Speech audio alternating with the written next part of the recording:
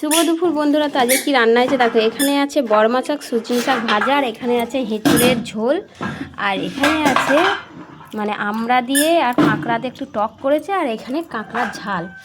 ও আমার কি বলবো, একদম প্রিয় খাবার। এটাও প্রিয় আর এটাও প্রিয়, ঝালটাও খুব ভালো লাগে আর এটাও।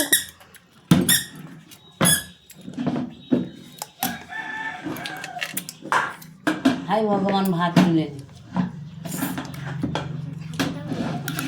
তোর দানাটাকে তুই ছাড়িয়ে খাবি।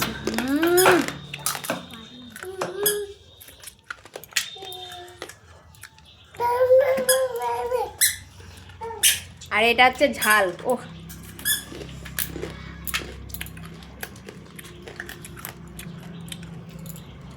বাবা মাঠ থেকে নিয়ে এসেছিল।